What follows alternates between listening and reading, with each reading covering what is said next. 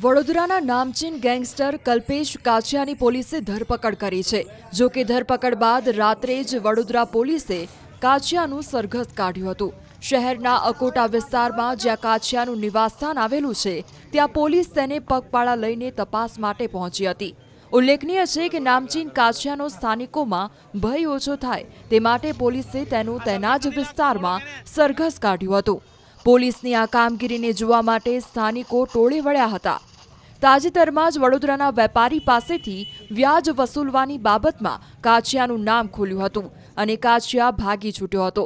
જો કે અંતે પોલીસની ઝપેટમાં તે આવી ગયો હતો।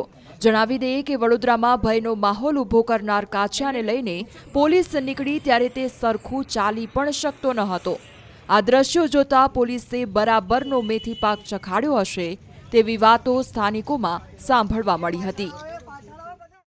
ગુજરાતી ને 12/2/24 રોજ નવાપુરા પોલીસ સ્ટેશનમાં નરેશ નૈનાની દ્વારા મની લેન્ડિંગ અને બીએનએસના કેટલાક સેક્શનમાં ફરિયાદ નોંધાવવામાં આવી હતી, જેનો આરોપી છે સંતોષ ભાવસારજી અને પકડવામાં આવ્યા હતા।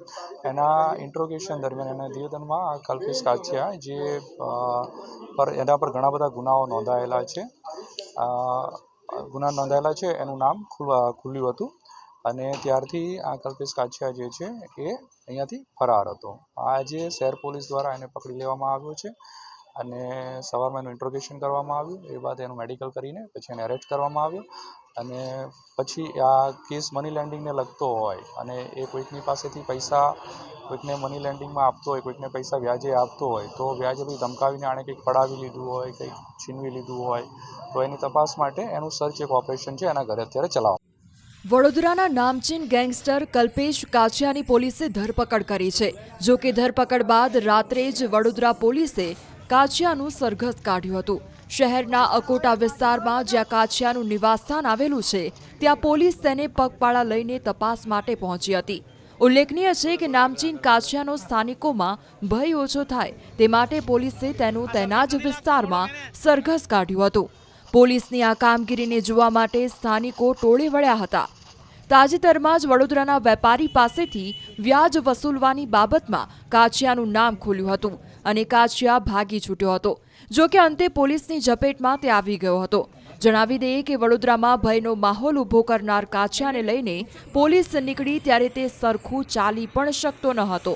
આ દ્રશ્યો જોતા પોલીસે બરાબરનો મેથી પાક ચખાડ્યો હશે તેવી વાતો સ્થાનિકોમાં સાંભળવા મળી હતી।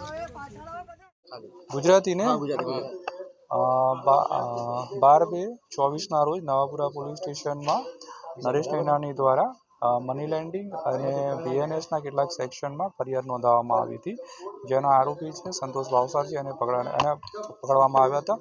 એના ઇન્ટ્રોગેશન દરમિયાન એના નિવેદનમાં કલ્પેશ કાછિયા જે એના પર ઘણા બધા ગુનાઓ નોંધાયેલા છે એનું નામ ખુલ્યું હતું અને ત્યારથી આ કલ્પેશ કાછિયા જે છે એ અહીંયાથી ફરાર હતો।